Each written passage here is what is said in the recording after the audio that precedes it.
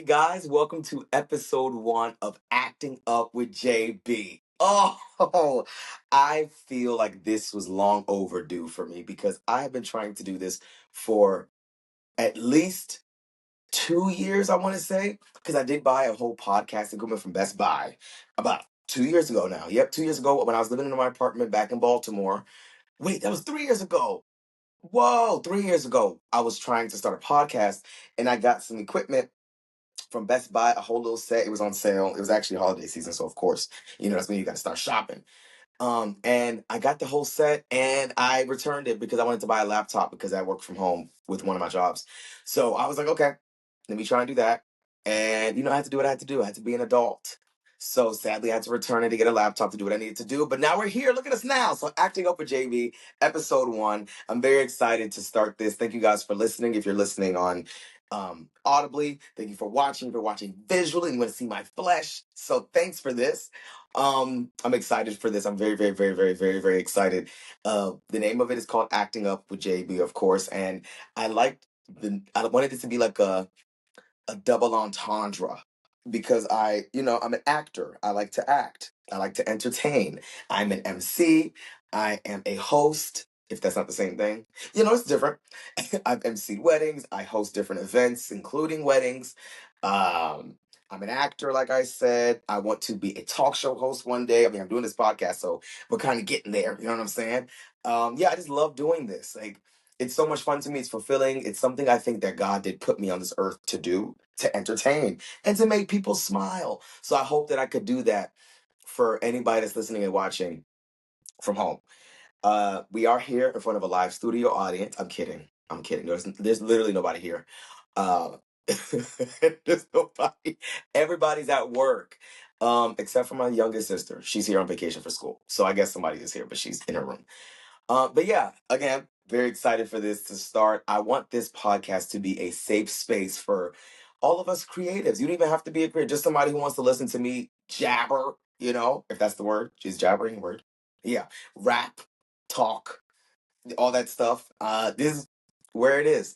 I felt like this podcast, I wanted it to be something that everybody can learn from to an extent. You know what I'm saying? Because I really feel for me as a creative, sometimes I want to feel heard or understood.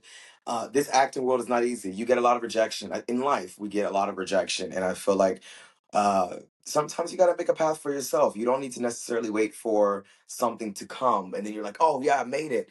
I think that the journey is, what did Miley Cyrus say? It's the climb. Keep the faith. So I really feel like with this acting journey that I've been on, it has really taught me a lot about resilience. It's taught me a lot about keeping the faith, trusting my talent, trusting that if it didn't work for me, it's because it's not for me, and whatever's for me will be for me. So I've had a lot of peace with thinking like that and putting my mindset in that regard. Now, I'm not saying it's easy. And I'm not saying I'm able to do it all the time. Because sometimes I'll be like, I just wanted to book that. Like, why didn't I book it? I don't understand. Am I bad? But it's not even about being bad. It's genuinely just about like the collaborative effort that you brought to the table. Sorry, I'm fixing my hat for the people that are watching. uh you know Sometimes what I realize is like it's a collaborative effort between you and the director, right? And if you don't book the gig and you put your time and effort into it, I'm not saying anybody that just auditions and you didn't book it's like, oh, we just didn't you but sometimes it's like for the people that work really hard towards this, because it's not easy. So for the people that work towards the goal of doing a good audition and you don't necessarily book the audition, I look at it in a way of, okay, what I brought to the table isn't maybe what the director was looking for. You know what I'm saying? And another actor did. And they got the vision of what the director wanted, and or the director saw something that they brought to the table that they would have wanted to use. Now, you continuously being yourself and working the way you need to work, you'll be able to bring your efforts to a project that that director wanted you to bring, or something that you brought to the table that I was like, oh, I didn't think the director's gonna be like, I didn't think about it like that. I like that. I want to use this person. Let's get them on board. So for me, it's like whatever's for me is for me. Whatever's for you guys is for you guys. So please, everything's fine. Everything's fine. And that's what I almost named this podcast, because I say that so much, because truly everything is and will be fine, even when it's not. And from the famous words of Mariah Carey, I'm gonna do the best I can, but I got. So we got to do our best. So that's kind of what I wanted this podcast to feel like. And you don't even have to come on here being an actor or creative or anything like that. Just somebody, you could be a doctor, surgeon, and you want to listen to my podcast. Welcome. So this is, yeah, it's just, we're here and I'm excited to document my journey of, being an actor and all that. I've done a good amount of projects. I mean, I feel like I haven't done enough. I feel like I need to do so much more. So 2025, I'm hitting the ground running. But as far as my acting career, I have been acting since 20. So I graduated college in 2019, and I started to take it way more serious once I left college. Just because in college I really wanted to focus on getting my degree, and I also I was doing stuff. I was hosting in college, so like I was doing more stage things, like hosting and. I had a lot of great friends that I've hosted with at the school. Shout out to you guys. You know who y'all are. Who have also gone to becoming great actors. Shout out to you, know who you are. And also musicians. Shout out to you, you know who you are.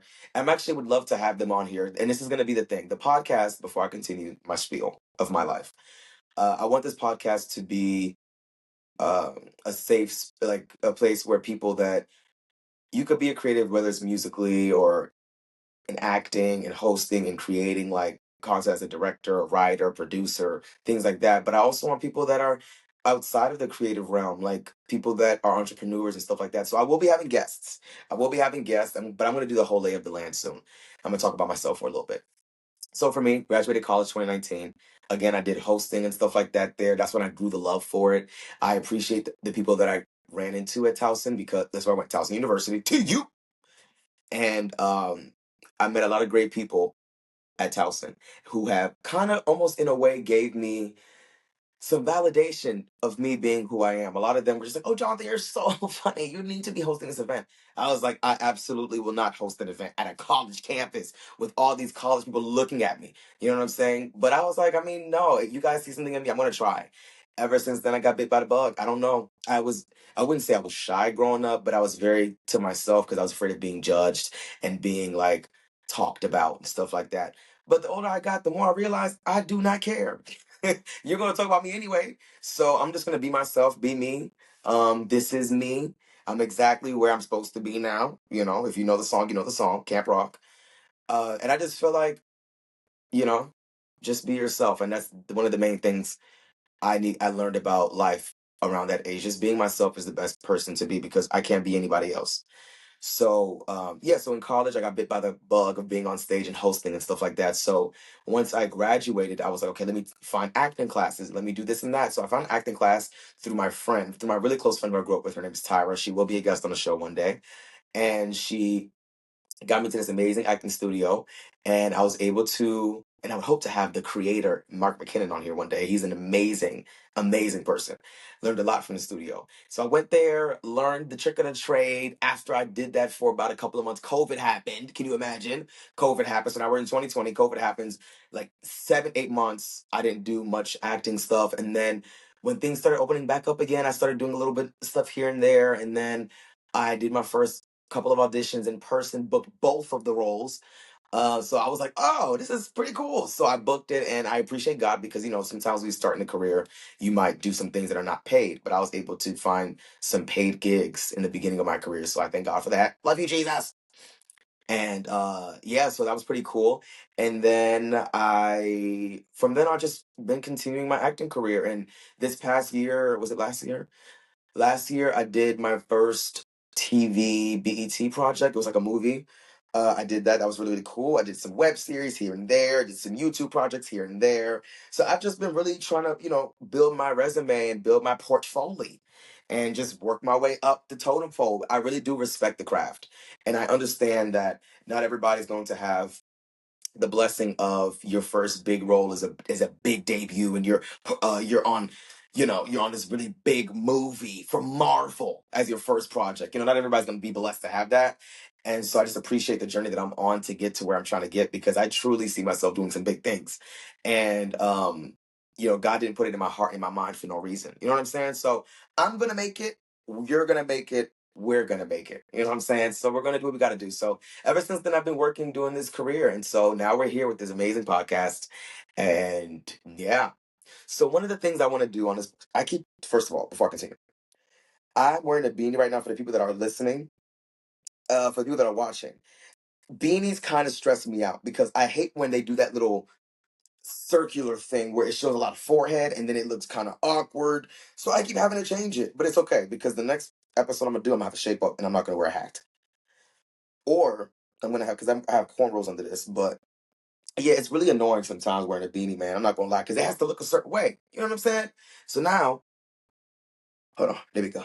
It's on here looking weird, but it's all right. It's all right for the people that wear beanies. You guys understand. But on here, I would like to every time I do a podcast to have an inspirational quote. This is a quote that my friend actually has tatted on her back. And it's actually something that I like to live by. It's called "Feel the fear and do it anyway." And I think that's such a testament to what I'm doing right now and also just life in general for all of us. Sometimes we're so fearful of stuff, we don't want to do it, we don't want to try it. We feel like, ugh, is this even going to work out? Or is this something I should even be doing? Or blah, blah, blah, blah, blah.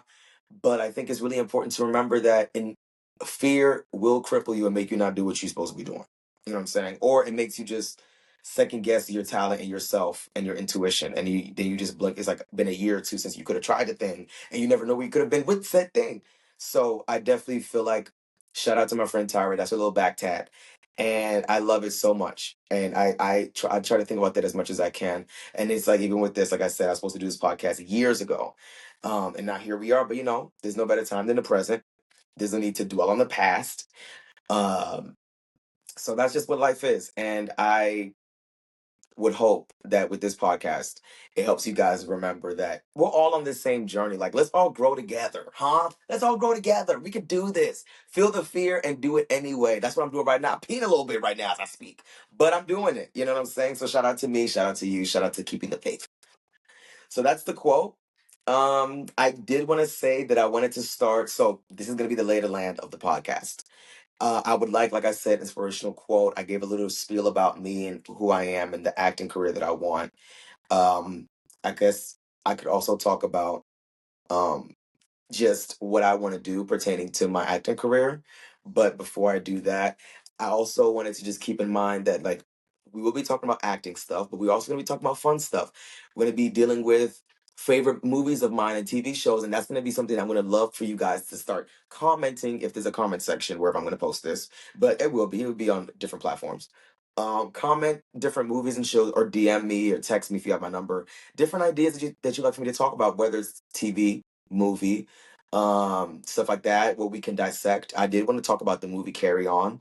I just watched it on Netflix and it was really, really good. So I will touch on the movie. I don't want to spoil too much of it for people that didn't watch it, but yeah, so like every episode I will have like a little segment where we talk about movies and shows and things that I've dissected in as an actor and something that I saw in it that maybe somebody else didn't see or didn't realize, but I saw because I like to learn a lot from different actors that I look up to. Um, and we can also talk about past iconic shows like Game of Thrones. I really want to talk about Squid Game season two because I was hooked on season one and I've started season two, but I don't know why there's not too many people talking about it. I'm enjoying season two. I'm on episode five. Like I'm still on episode five, like 20, 30 minutes in. I'm enjoying it. I like the dynamic and the change of from season one to season two. So yeah. And then we're gonna be talking about I'm going to have a segment. We're going to do it today. I have a segment that's going to be called Am I the A-hole? I know a lot of people have been doing that. I also want to do that because I want to see what's going on with people and what's if I can see myself in a situation and see how I would be able to navigate it. So we're going to have Am I the A-hole segment. We're going to have, like I said, people are going to be coming on here. We're going to be talking about life and the pursuit of happiness and things like that. Yeah, so it's going to be a fun podcast. We're going to have fun with this. That's why it's called Acting Up with who? Me, JB. Come on now. I like to have fun. So yes. Now, I did want to talk about let's touch on Carry On. So Carry On is a movie that I just watched. I think it was like last week.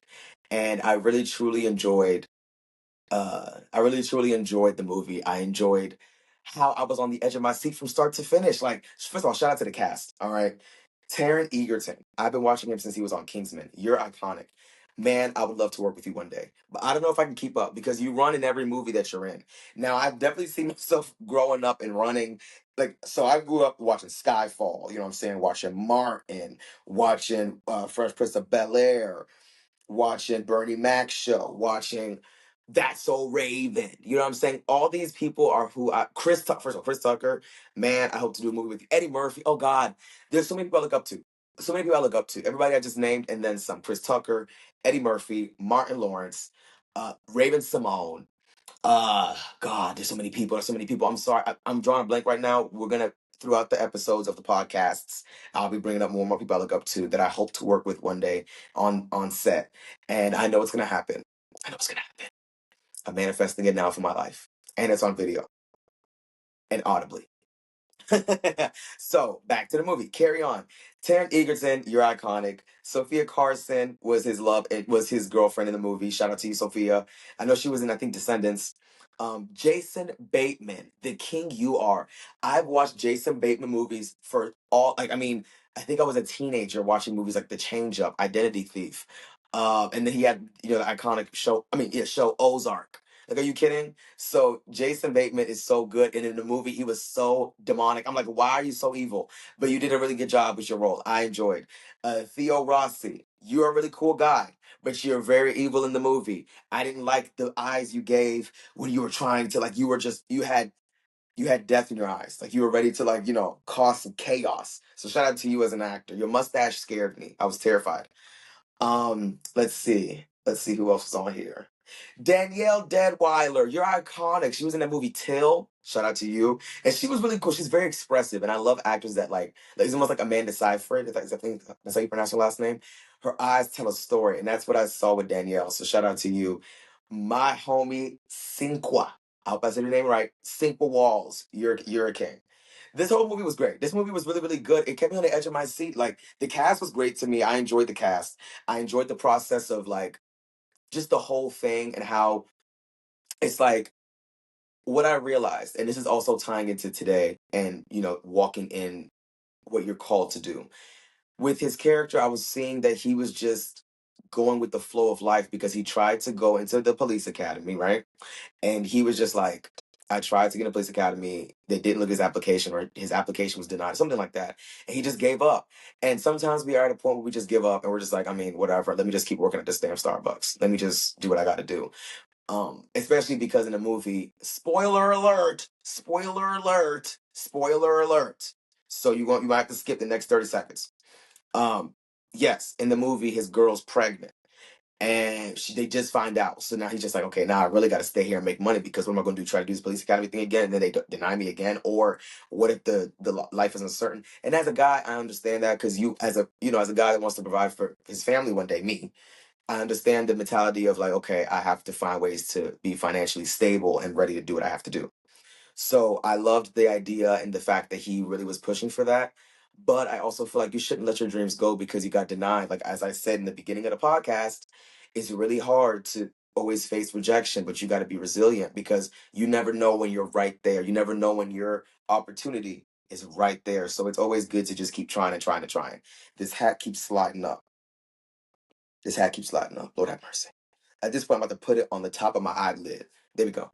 But yeah, so I just feel like with with the movie, I love that his girlfriend was and his friend Cinqua, his friend, he was the friend of the movie. So him and his girlfriend were just like, listen, bro, like you should want more, do more. Like his girl was like, yeah, like you should try it again. I really want to see you in the police academy, and that's the thing. Sometimes I wouldn't say we give up on ourselves, but we might sometimes give up on our dream, or we might just put it on the back burner. But and then we have the people in our lives that are like, no, you got this, dude. You can do it. And we need that. And that's why it's good to surround yourself with the right and real people. You know what I'm saying? Be surrounded by people that lift you up and that you also lift up as well, because we all need that. Life be hard. Life be lifing. But we're here. So I love the movie. That's all I want to say about the movie for real. I don't want to get too deep. And this is the first episode. You know what I'm saying? Let me calm down. I don't want to give you guys a whole hour, not a whole hour just yet. Let's give it some time. Um, but yeah, so shout out to the movie. It was a really good movie. I could see the emotion in Taron Egerton's face. Like I said, he's iconic. he kind of gives me Tom Holland vibes. Like I guess they're both British, so I guess they both like scones and tea and stuff like that. So I think that it makes sense that they both were. They kind of give me the same aura, and I think they both do action movies well. Like I love seeing Tom Holland action movies. Like he, of course, Spider Man, duh, Spider Man. And then he also did Uncharted. Loved Uncharted. I never played the game. That's the thing. But watching the movie made me want to play the game. And then, like I said, Taron Egerton, he was in Kingsman. I watched one and two. So it was really cool. So yeah, shout out to the movie. I give the movie a 10 out of 10. The movie was great to me. And then Jason Bateman, the way his character was just so evil. One of the lines that it's a whole thing. Oh my god, I don't want to spoil it too much, but it's a really good watch. It's a really good watch. I should watch it. And no, nobody's paying me. I would have loved to have got paid to promote it, but nobody's paying me. But so this is my honest opinion. And even if they were paying me, I would give my honest opinion. But yeah, so shout out to him. Let's look at the director because the director is how do you pronounce this? Wame Colette Sarah. He has done a lot of movies that I love, like Nonstop. And we got to talk about Nonstop because that made my head hurt. But Nonstop, Orphan, first of all, Orphan. We go talk about that too because we got my little sister's name is Esther. Oops. What else did he do? He did The Shallows. So he's done a lot of good. And then, him and the iconic what's it, Liam Neeson? Are you kidding? Liam Neeson is another person that I've been watching his movies growing up. But yeah, so we have a lot to talk about when it comes to movies. We have a lot to talk about when it comes to TV shows, as you see. So it's gonna be a great podcast. And like I said, I would love to talk to you guys about them. You know what I'm saying? It's gonna be like a back and forth thing. I might just be the only one talking, but I would love to get you guys feedback and you guys thoughts on said projects. So let's do this. Episode 2, we're going to talk more about Squid Games. All right. So, episode 2, Squid Games, season 2. So, if you have any questions about it or you have your take on it, if you've already finished it, let me know and we'll talk about it and I will dissect the whole season. I'll try to do the Sparks Notes version of it and we could just do with that. Cool. Next topic. I wanted to say because this holiday season, this is like when this is posted, it's the 30th. But this is definitely recorded after Christmas. So, of course, we saw the Texans versus the Ravens game, and we saw the one and only Beyonce perform at the halftime. And I just appreciate the iconic person that Beyonce is. She is a true artist. I've been a fan of Beyonce since uh, I was in like fourth grade. Yeah. Um, yeah, I've been a fan of Beyonce since the fourth grade. It could have been earlier, but I grew up in a Congolese Christian household, so we only listened to certain gospel music in the house. We grew up to gospel music that was only in like French, Swahili, Lingala, stuff like that. So I didn't really know who a Beyonce was. I was like, a Beyonce, is that a sauce? So when I was able to finally like when you go to school, you start to learn stuff. So I remember somebody was singing Irreplaceable. So I think this was like '06, right? Like B-Day. But of course I've heard Survivor. So like I knew Destiny's Child. I knew stuff like that, but I didn't, I wasn't exposed to music outside of the Congolese gospel music or music that was at my school because I went to a private Christian school. So it was either Jesus Take the Wheel or it was either what was it? Surrounded by your glory, what will my heart feel? Will I stand in your presence? Until my knees will I fall? Will I sing hallelujah? I think I said the lyrics wrong, but you get the gist. Yeah, so like it was just like a lot of gospel Christian music that I grew up on. And then I started learning about Biggie. I started learning about Tupac. I started learning about like different artists. And then I came to the time where I was listening, like I heard somebody singing Irreplaceable or something. I was like, oh, those lyrics are cool. To the left, everything and then a friend of mine was like, oh, that's Irreplaceable by Beyonce. I was like, Beyonce. She sounds familiar. And then, like I said, Destiny's Child, Survivor. I heard Survivor everywhere. I remember hearing Independent Woman because of Charlie's Angels. So it's like I knew of Beyonce. I just never really sat and was like, let me listen to Beyonce music. But when I heard Irreplaceable, then I heard the whole album of Be There. I said, Beyonce, Beyonce. And thus, a Beehive member was born. And once all of that happened, like I did, and then also like that was one thing that upset me, right? I couldn't even watch like the BET Awards, the VMAs, and stuff like that, because a lot of the time, like for example, the VMAs, it was always on the Sunday before school, so I never got to watch the whole episode, the whole show of the BET Awards. I mean, of the VMAs, because usually BET is in the summer, so I would. I don't even know if I even knew about watching it for real, for real. But as far as the VMAs, I knew about the VMAs and tried to watch. But at 9 o'clock, my parents were like, go upstairs and go to sleep." And the VMAs would start around 8:30. So I would miss it. See, so I, growing up, I didn't really get to see much. So, but when I got hip to Beyonce, I got hip to a lot of other artists. So I mean, it was a good era of music back like '06. You know what I'm saying? I think that's when a lot of artists were coming out that are still popping out. Like I think Rihanna had just come out, right? Yeah, because I remember if it's love and not your one, you can make me yeah, so Rihanna was just coming out. Um, Music of the Sun, I think, was the album, like '05, '06, something like that. And then she dropped this album after that, and then SOS and everything, and then she blew up. So it's like, yeah, a lot of art, Jay-Z. It's a lot of artists. There's a lot of artists that I was like getting hip to around that time. But there was something about Beyonce, I was just like, wow. Wow, you're a star. Like all of them, of course, are stars.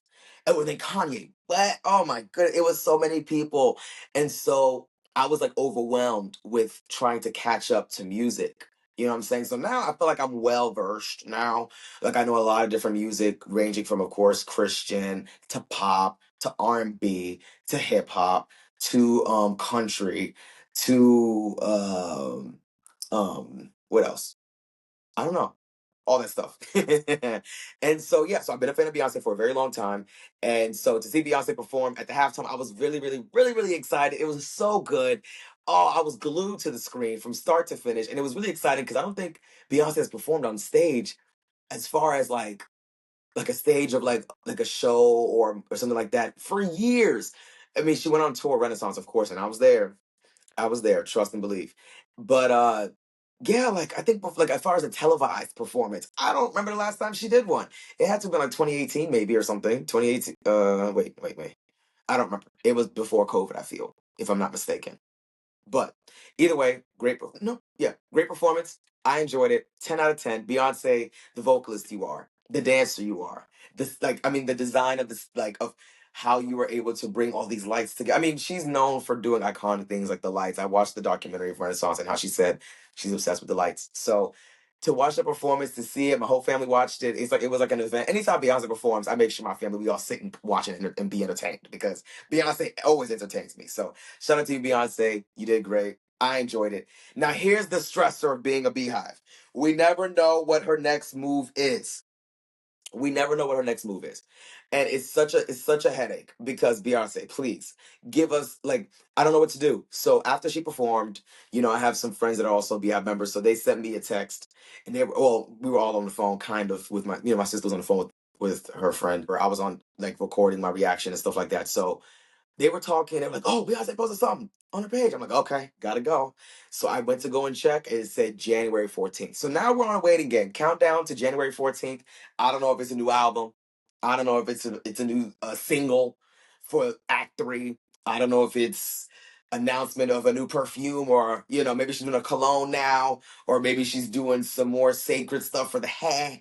I don't know what's going on, man. I don't know what's going on. But Beyonce, please.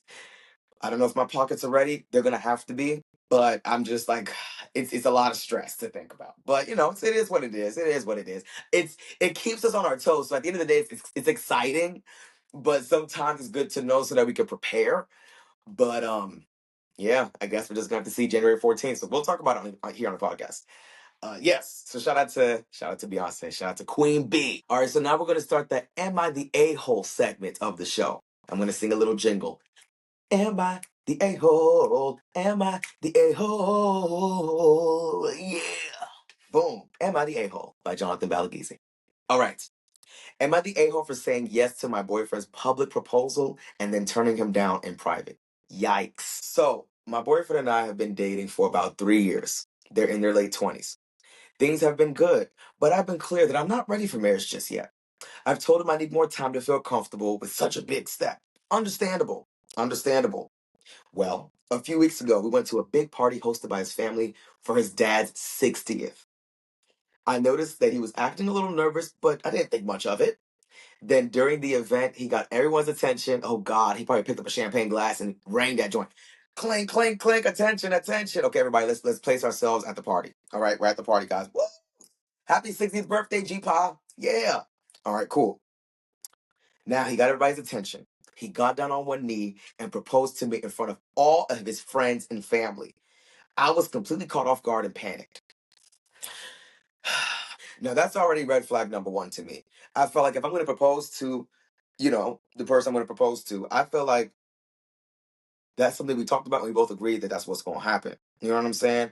I feel like it makes sense. Now, as somebody who wants to make sure you do it the right way, I've seen people do exactly what I would do, which would be like, oh, take them to a spa, like, oh yeah, go get your nails done. You know what I'm saying? Go get your hair done, and all these things. Like you spoil them like you usually do, and they don't think anything of it. Like, oh, my man loved me. He got to the nail salon. Got my Manny and Patty and went to the spa. Got the little hot rocks on my back. All those things, so that they don't think anything of it because you do it so much. You know what I'm saying? They don't think anything of it. So that, and then how could they say no? They look good. They look like that. Their best. You know what I'm saying? They want to look the best for a proposal. And then you got the pictures too. You got to take afterwards and the ring thing where she's going to show her friends and all that stuff. Come on now. Okay, anyway. All right. Now I've heard the stories about how rejecting someone in public can humiliate them. And I really didn't want to do that to him, especially in front of everyone he cares about. So I said yes in the moment. Everyone cheered, and he looked so happy. I felt horrible for misleading him, but I didn't know what else to do.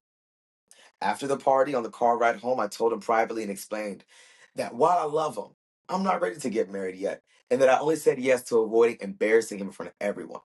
I thought being honest in private was the best thing to do. He got really upset and said I humiliate him even more now because he has to go back and tell everyone that we're not actually engaged. Yikes, that's true. He said I should have just said no at the party if that's how I felt.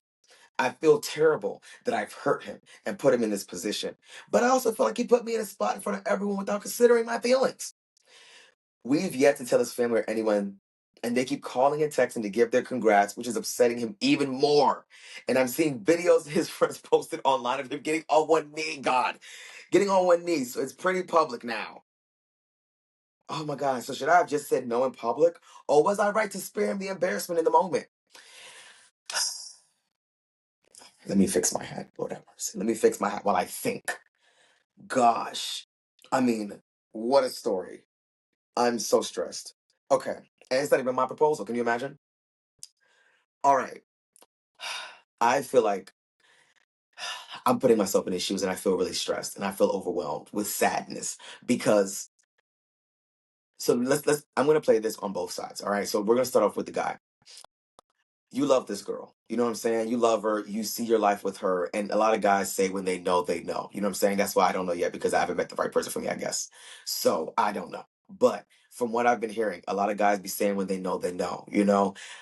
And so it's just like, I appreciate the fact that he was like, okay, yeah, I want to propose to her, right? But I feel like in the conversation that they both had, it seems like she wasn't ready. So I feel like that's a conversation you need to have with somebody prior to proposing. Like maybe you did buy the ring, right? Maybe you did get yourself together and say, I want to propose. This is something I really, really, really want to do, right? Cool, great, awesome. But if the other person isn't ready to do that, why would I then plan to propose? And then, of all places, my dad's 60th birthday. So, way to take your dad's shine. I'm kidding, but not really because it's your dad's birthday, So, like, I mean, I guess because everybody was there, so maybe that's probably what his mindset was. Like, oh, my family and friends are already gonna be there, and it's like, why not now? My friends and family and everybody that I love is gonna be under one roof. But I just feel like it almost seems kind of rushed. You know what I'm saying? But she did say they were dating for 3 years. So I mean, how rushed can that be? And they're in their late 20s. I mean, I feel like that's like a good, around a good time to get married, late 20s, early 30s. Well, also whenever it's time for you to get married, you can get married in your 40s even. But I feel like I don't know, man. If it was me, if I was him, and my girl was like, if I tell my girl, like, I really want to get married, I really want to, like, I'm ready for this. I'm ready for this world to get married with you and discover this world with you by my side. You're my Bonnie to me being your Clyde. It's like minus minus the offs. Um, and she tells me, yeah, no, I'm not ready for that yet. I wouldn't plan a proposal. I would wait and we'd have more conversations about it. So I don't know. Like, that's the part for me that I feel like he did an error on, because you set yourself up, and people do, in a way. It's almost like manipulative. If I already told you I'm not ready, why are you not proposing to me in front of everybody? Would you want me to say no? Because then if I say no, now I'm the a hole. Am I the a hole? Topic of discussion. Because now I look like the a hole saying no to you in front of all your friends and family. Like, imagine. Will you be my bride? I love you so much. I love you to the moon and back. God put you in my life for a reason. You are my queen. I love you so much. I would take a bullet for you, like what Bruno Mars said. All those things. And she's like, no, I'm not gonna get married to you. Ew. Everybody, I will never marry this man. That's a lot. That's so overwhelming. Are you kidding? Like, I would have threw up right there as the guy. I would have threw up on my kneecap, all over my pants and shoes, and I would have just walked away. I would have crawled away. I wouldn't have had the ability to stand back up, being said no to in front of my family and friends. So it's like it's a mess. Like, that's even if it wasn't as dramatic as I just explained it, that's pretty much how I would feel, in that situation. So I don't know. Now let's go to the woman's side. If I voice so he don't listen, is clearly what she's probably feeling like. I told you I'm not ready, and you still plan a whole proposal after I told you I'm not ready to be married in front of and then you trying to manipulate me in front of your family and friends, because of course I'm going to say, yeah, well, how could I say no? You know what I'm saying? How could I say no to your proposal in front of your friends and family? Like, that's going to embarrass you. And it's also going to embarrass me, because they're going to think that I don't like you like that. And they're going to probably hate me now because I hurt their family members' feeling. You know what I'm saying? Now it looks bad on her side now. They're like, oh, who is this Jezebel you got that came here and is like trying to break your heart? Y'all been dating for 3 years and she says no? Does she not want to have your family and children and all these, you know what I'm saying? Like, now it's going to be like they're going to have ill feelings about her because of how she's going to treat you, because of saying no to you in front of all these people. So now it's like, look at it on her side, it's like bad. So she, of course, I understand why she could have said yes there at the proposal. You know what I'm saying? But you know what? I have a solution. I have a solution for them. So, but before I finish that, is there anything else I feel about her? Maybe it's also like a thing of like that. I think that was like the main thing, and also feeling manipulated. But also, like, if you're not ready, you're not ready. And I think that she did voice that. She said she voiced it to him and said that she wasn't comfortable with such a big step yet. But I don't know what she's waiting for. I feel like now, getting back on the dude side, for me, I don't know if people, everybody says it, but a lot of people say like it takes like 6 months to a year to get to really know somebody. They've been dating for 3 years. So if you don't know if you want to marry me in 3 years as the woman, I don't know what to tell you. If you're not ready with me, you gotta let me know so I can know to move on. Because I'm not gonna waste another 3, 4, 5, 6 years if you're not knowing if you're ready or not. You know what I'm saying? Because after 3 years, I feel like at some point we're knowing like, okay, we want to spend the rest of our lives with each other. And it's not like they're 18 and it's 3 years and now everybody's 21. They, like I said, they're in their late 20s. So it's like we've been dating since our early 30s, our early 20s, or like she's 26, he's 28. So we've been dating when you're 23 and I'm 24, 25. Oops. I can do math, I promise. So it's like we were at at an age where if they went to college, finished college, they hopefully have their jobs that they wanted or trying to get to those jobs. And if they're still trying to find those jobs, hopefully they did by the time they got to trying to propose and start their lives together. But it's like, what are we doing? If I'm dating you for this long and I know that I want to marry you, why are we not like taking that step? So it's also like for him, I also feel him. It's like, I mean, come on. Do you not love me like that? Because if you don't, let me know so I can go. Uh, but my solution is maybe they could still stay engaged. Like, I think that she could be like, okay, this was a big step. I did say yes. I do love you. And I did say, this is the car ride, right? I did say yes to you, babe. I love you so much. I love you to the moon and back. However, I truly was not prepared for this. This is very overwhelming.